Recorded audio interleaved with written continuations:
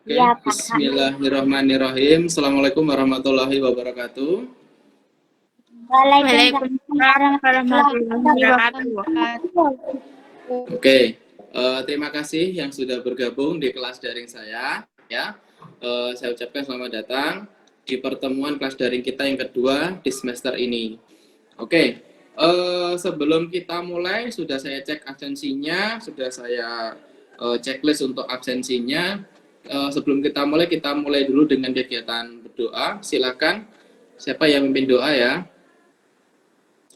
Zaskia, silakan bisa dipimpin doanya, Zaskia. Mari teman, kita berdoa menurut agama masing-masing. Berdoa mulai. Amin. Nah, Oke, terima kasih Zaskia atas pimpinan doanya. Semoga apa yang kita lakukan untuk pembelajaran kita pada pagi menjelang siang ini bisa bermanfaat bagi kita semua ya. Baik, jadi untuk tugasnya tidak ada masalah ya. Nanti yang sudah selesai itu saya tunggu di Google Classroom untuk dikirimkan tugasnya. Untuk segera saya berikan penilaian untuk tugas yang pertama di pertemuan Google daring yang pertama ya. Kemudian untuk pertemuan hari ini kita Pak Tio akan membahas terkait di pembelajaran terusan yang kemarin ya.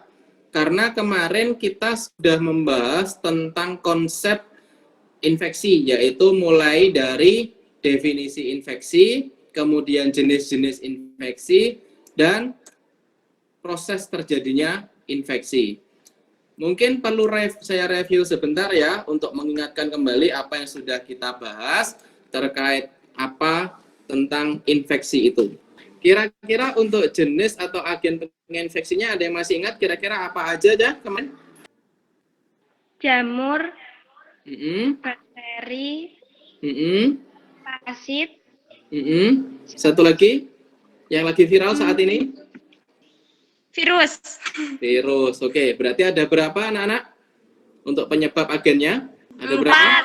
Ada 4 ya. Jadi terima kasih Fiza, kemudian Zaskia tadi ya yang sudah menyampaikan. Jadi untuk agen penginfeksi itu ada 4, mulai dari virus, bakteri, kemudian parasit dan jamur. Nah, dari situlah kemarin kita bisa menyimpulkan bahwa pembahasan kita terkait infeksi nosokomial, yaitu infeksi yang bisa diteruskan, Arum? Yang didapat dari lingkungan medis. Lingkungan medis atau tempat pelayanan Kesehatan. Kesehatan ya. Mungkin bisa dari rumah sakit, puskesmas ataupun klinik ya. Jadi untuk hari ini saya akan meneruskan proses pembelajaran kita yang kemarin, yaitu di poin 3.1 terkait konsep infeksi nosokomial. Nah, untuk materi kita hari ini, kita di poin 4.1. Tujuan pembelajaran kita hari ini adalah ada 3. Yang pertama adalah peserta didik mampu menyiapkan alat pelindung diri untuk pencegahan infeksi nosokomial dengan benar. Kemudian yang kedua adalah tujuan pembelajaran kita hari ini adalah peserta didik atau kalian ya mampu menggunakan alat pelindung diri dalam pencegahan infeksi nosokomial sesuai dengan standar operasional, prosedur.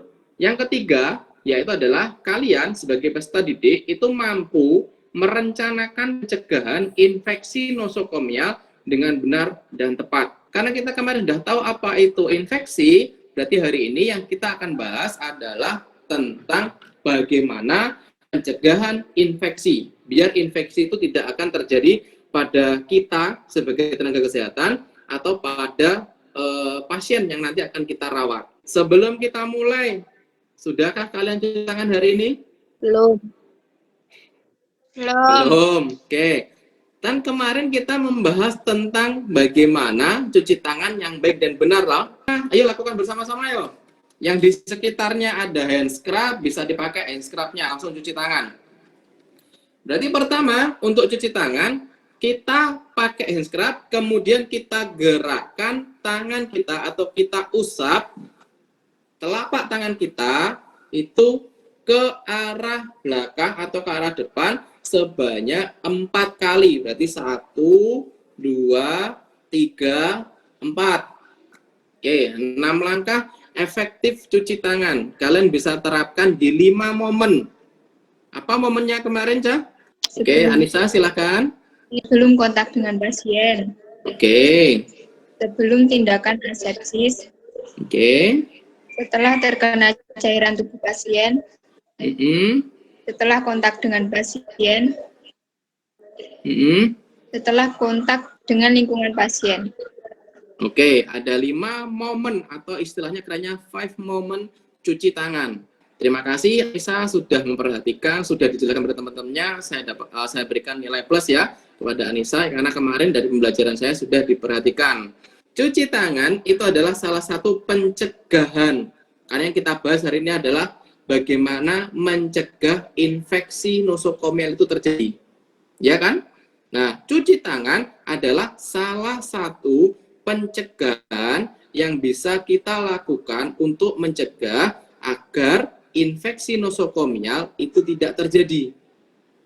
Nah, kira-kira apalagi Cah pencegahan yang bisa kita lakukan kalau kita nanti itu bekerja di rumah sakit agar tidak terjadi infeksi nosokomial? Yo. Menggunakan alat pelindung diri. Menggunakan alat pelindung diri. Contohnya apa? Masker, handscoon, face shield. Oke, dari Arum ada masker, ada handscoon, ada face shield ya, atau pelindung muka ya. Itu salah satu APD yang nanti kita bisa pakai saat kita bekerja di rumah sakit. Ya kan, kita harus ada perlindungan agar kita tidak terkena infeksi nosokomial. Nah, oke. Untuk mengawali kegiatan kita pada pagi hari ini, Pak Tio akan putarkan video seperti biasa ya, agar kalian bisa mengetahui jenis-jenis dari APD dan apa itu APD. Kalau ngomongin alat perlindungan diri, apa sih yang muncul di pikiran kalian? Oke, dari video tadi kalian mungkin mendapatkan sedikit gambaran ya bagaimana proses pencegahan infeksi nosokomial dengan menerapkan penggunaan APD. Nah, sedikit review dari video tadi. Kira-kira apa yang kamu dapatkan dari video tadi, ya? Angelica. Apa yang kamu dapatkan dari video tadi, Angelica? Hazmat ada berbagai macam. Mungkin Intan mau menambah? Intan? Ya Pak, hazmat hazardous adalah alat pelindung diri yang digunakan untuk melawan material. Oke, dari video tadi mungkin ada yang memahami ada berapa hazmat yang bisa dipakai oleh tenaga kesehatan? Silakan yang mau menambah. Oke, Gayo, silakan. Ada Ya, Gayo. Ada 4. Ada 4 tuh levelnya berapa aja, Gayo? Hazmat A, B, Hmm. C, sama D. C dan D. Berarti setiap level itu berbeda-beda ya untuk penggunaannya. Oke, terima kasih yang sudah memberikan pendapatnya. Oke, di sini saya tunjukkan caranya menggunakan video ya. Oke, saya putarkan videonya. Silahkan, sudah siap, bisa didengarkan dan dipahami. Selamat datang di video cara pemakaian dan pelepasan alat pelindung diri oleh Perhimpunan Dokter Penyakit Dalam Indonesia. Videonya sudah kalian perhatikan, sudah kalian rangkum terkait bagaimana penggunaan APD. Sudah. Oke, baik. Nanti setelah ini akan saya kirimkan kembali LKPD yang di situ berisi tentang tugas kalian, yaitu tugasnya apa? Kalau yang pertemuan kedua ini, kalian nanti akan membuat sebuah proyek, ya. Proyeknya dalam bentuk apa, Pak? Ya, untuk proyeknya nanti, jadi kalian diminta untuk membuat sebuah promosi kesehatan, ya. Promosi kesehatannya itu berupa apa? Yaitu promosi kesehatannya bentuknya dalam berupa leaflet dan video. Intinya, dalam tugas kalian, tugas proyek ini, kalian diminta untuk membuat sebuah promosi kesehatan, ya, dengan tema yang pertama adalah temanya adalah anjuran memakai masker di masa pandemi COVID. Yang kedua, 6 langkah cuci tangan efektif. Yang ketiga adalah etika batuk dan bersin. Tuh, dari ketiga tema ini, kalian bisa memilih salah satu saja. Setelah kalian memilih tema itu, kalian diminta untuk membuat promosi kesehatan dalam bentuk leaflet atau video. Kalau leaflet, itu minimal adalah menggunakan kertas F4. Materinya bisa kalian ambil dari Google ataupun literasi yang lainnya. Ya, nanti di situ untuk promosi kesehatan di leaflet itu bisa buat semenarik mungkin ya, buat semenarik mungkin, bisa berwarna, bisa kalian print atau kalian gambar sendiri.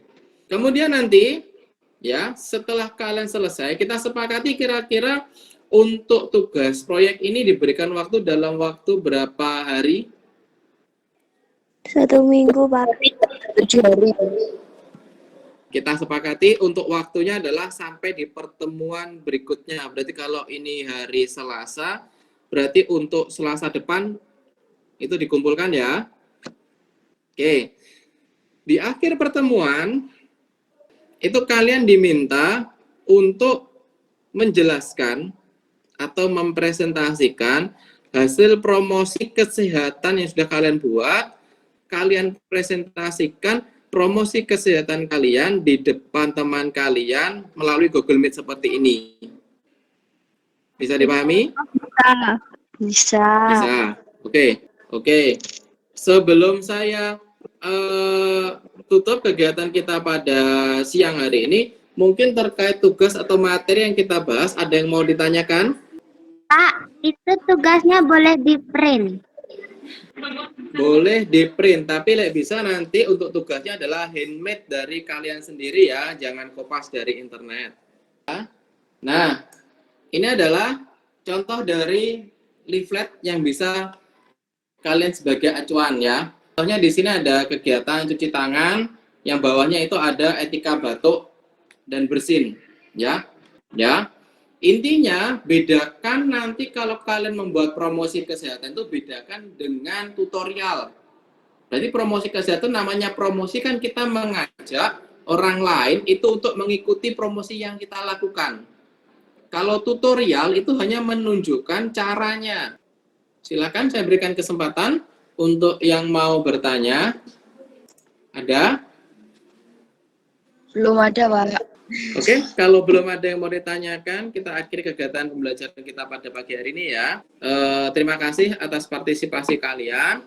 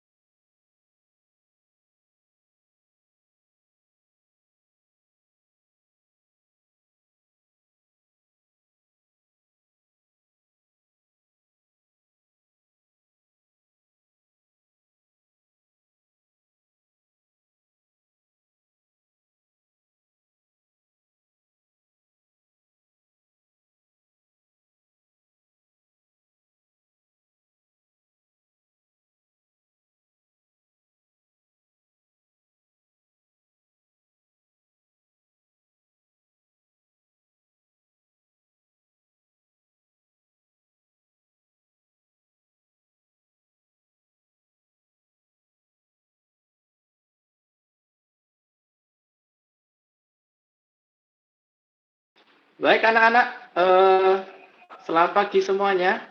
Apakah sudah bergabung di Google Classmeet saya? Siap, sudah, Pak. Oke.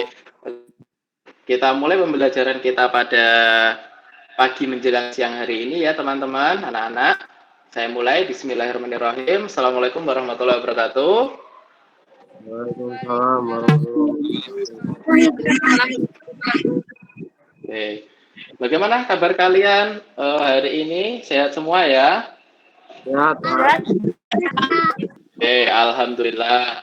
Oke, sebelum kita mulai, saya cek dulu untuk kehadiran kalian di sini tadi semuanya sudah mengisi absensi yang sudah Bapak kirimkan di Google Classroom ya, sudah di semua ya. Ya, Pak. Oke, sudah. Belum mulai, mungkin kita doa dulu ya. Silahkan Firman Dias untuk pimpin doanya. Tadi siap, sudah mulai. Doa selesai. Selamat. Selamat siang, Pak. Oke, selamat pagi, selamat siang. Terima kasih Firman Dias atas sudah dipimpin doanya teman-teman. Semoga pembelajaran kita pada pagi hari menjelang siang ini bisa membawa berkah untuk kita semua dan semuanya nanti bisa lancar ya. Oke, mungkin Bapak review dulu ya sebelum kita mulai. Nah, kemarin ya setelah pertemuan yang pertama kemarin Bapak sudah mengirimkan LKPD ya, kemudian materi ajar yang nanti bisa kalian baca. Nah, LKPD itu kemarin sudah kita bahas bahwa di pertemuan kedua kalian nanti akan membuat sebuah produk ya atau tugas proyek, yaitu membuat sebuah promosi kesehatan, bisa berbentuk leaflet ataupun berbentuk video. Baik. Iya, Pak.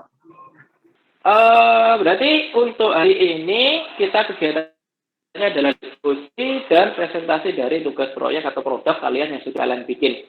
Apakah sudah siap untuk kedua kelompok untuk diskusi hari ini? Ya, Pak. Oke, Ya, Pak. di sini siapa yang akan melakukan presentasi dari kelompok 1? Saya, Pak. Oke, Putih ya. Putih akan mewakili presentasi dari kelompok 1. Silakan Putih, di sini akan mempresentasikan promosi kesehatan berupa apa Putih proyeknya? Jadi dari kelompok 1 adalah mempromosikan kesehatan etika batuk dan bersin. Oke, sudah siap Putih? Ya, Pak. Nah, oke, waktu dan tempat dipersilakan untuk Putih mempromosikan hasil kerja proyeknya. Silakan. Assalamualaikum warahmatullahi wabarakatuh. Perkenalkan, nama saya Putih Kosmelusna. Saya dari kelompok 1. Di sini saya akan mempromosikan kesehatan etika batuk dan bersin. Jadi sangat penting menjaga etika batuk dan bersin di era yang seperti ini agar terhindar dari virus. Tapi kita juga harus mematuhi protokol kesehatan dengan memakai masker, mencuci tangan, dan juga menjaga jarak agar terhindar dari virus. Jadi sangat penting sekali ya teman-teman. Jadi itu promosi yang saya promosikan di kelompok 1. Jadi saran dan kritik dari kalian semua. Oke, terima kasih Putih. Kita berikan tepuk tangan semuanya ya atas presentasi sudah diberikan atau promosi yang sudah disampaikan oleh Putih. Kita berikan tepuk tangan untuk kelompok 1. Oke, mungkin ada kritik dan saran yang akan diberikan oleh kelompok 1 dari kelompok lain. Oke, silakan Dela Priski untuk memberikan masukan dan saran. Ada sedikit saran dari saya. Di masa pandemi ini agar membawa antiseptik atau hand sanitizer mandiri. Jadi bisa dilakukan setelah selesai batuk. Terima kasih Dela Priski atas sarannya. Bagaimana untuk kelompok 1? Apa ada yang mau ditanggapi dari saran dari Dela Priski? Jadi untuk saran dari Dela, ya bisa saya terima. Oke, Berarti sarannya dari Dela itu bisa diterima oleh kelompok 1 ya, tentang bagaimana kita membawa hand sanitizer ya di kondisi pandemi seperti ini. Mungkin ada saran atau masukan lagi dari kelompok lain untuk kelompok 1. Mungkin ada saran lagi atau masukan. Oke, Agilia, silakan Agilia. Saran dari saya, jika mengalami batuk dan sulit bernafas, cari bantuan medis dan ikuti arahan dari tim kesehatan. Terima kasih kelompok 1. Oke, jadi kesimpulan yang Bapak berikan adalah benar apa yang sudah disampaikan oleh kelompok 1, bahwa kalau kita mungkin lupa membawa masker ya, lupa membawa masker, di kondisi seperti ini itu penting sekali dalam menerapkan bagaimana sih etika batuk dan bersin yang baik dan benar. Untuk apa? Untuk menjaga penularan dari virusnya, serta kita terhindar juga dari penyakit dari COVID-19. Sebenarnya untuk etika batuk dan bersin itu tidak hanya untuk mencegah penularan infeksi dari COVID-19, tapi juga dari infeksi-infeksi lain atau virus-virus lain yang bisa menular lewat batuk dan bersin. Ya, karena nanti virusnya itu bisa berterbangan melalui udara. Itu kesimpulan yang saya berikan ya. Terima kasih. Mungkin kita lanjutkan untuk pemaparan dari kelompok 2. Mungkin siapa dari kelompok 2 yang akan memaparkan hasil dari produk atau proyeknya? Oke, Eka, waktu dan tempat dipersilakan. Sebelumnya, Assalamualaikum warahmatullahi wabarakatuh. Perkenalkan, nama saya Eka Octavia. Di sini saya akan mempromosikan kesehatan tentang cara memakai masker yang benar. Baik teman-teman, seperti yang sudah disampaikan dari kelompok 1 tadi, mungkin teman-teman sudah tahu tentang kondisi pandemi saat ini. Berarti kita harus menjaga kesehatan agar kita tidak terkena virus. Teman-teman perlu kita ketahui bahwa jenis masker itu ada banyak. Yang pertama, yaitu masker kain. Yang kedua, masker yang pernah viral, yaitu masker scuba. Perlu ketahui semua, masker scuba efektifnya cuma 0,5%, jadi tidak disarankan. Untuk yang ketiga, masker medis, 3 lapis, seperti yang saya jelaskan. Oke, terima kasih atas apa yang sudah disampaikan oleh kelompok 2 yang diwakili oleh Eka ya. Terima kasih Eka, kita berikan applause ya, kita berikan tepuk tangan untuk kelompok 2 yang sudah memaparkan dengan sangat luar biasa, bagus ya. Silakan, mungkin dari teman-teman kelompok lain ada yang mau memberikan masukan atau saran untuk kelompok 2 terkait hasil kerja proyeknya. Silakan, Herman Dias. Untuk saran saya kalau jika masker sudah kotor, sebaiknya kita ganti dengan masker yang baru. Oke, baik. Jadi sarannya dari Herman Dias adalah kita seharusnya kalau masker itu sudah kotor, lembab, mungkin dipakai lebih dari 2 hari, itu seharusnya kita ganti ya dengan yang baru untuk menghindari terjadinya pertumbuhan bakteri atau virus di masker kita. Yang seharusnya masker itu gunanya adalah untuk mencegah infeksi, malah akan menjadikan kita terkena infeksi. Bagaimana kelompok 2? Ada yang mau ditanggapi dari saran dari Herman Dias? Untuk sarannya saya terima. Oke, diterima dengan baik oleh kelompok 2. Silakan untuk kelompok lain ada yang mau memberikan masukan? Oke, Velin, silakan Velin. Untuk saran saya untuk penggunaan masker itu maksimal 4 jam. Dan setiap 4 jam sekali itu masker harus diganti dengan masker baru dan bersih dengan minimal 3 apply. Terima kasih Velin atas masukan dan sarannya terkait bagaimana penggunaan masker itu sebaiknya tidak boleh lebih dari 3-4 jam ya, atau 5 jam ya tadi. Untuk sarannya saya terima. Oke, Eka terima kasih. Dari kelompok 2, sarannya dari Velin bisa diterima dengan baik ya. Mungkin Ya, Pak. ada yang mau memberikan masukan lagi dari kelompok lain. Oke, Dela, silakan Dela. Saran dari saya untuk sebaiknya tidak menarik atau menurunkan masker ke dagu. Juga jika sudah selesai memakainya agar tidak membuangnya dengan sembarang tempat. Oke, terima kasih Dela. Jadi sarannya tadi sangat luar biasa. Oke, baiklah. Untuk diskusi kita pada siang hari ini sangat luar biasa kali ya kalian.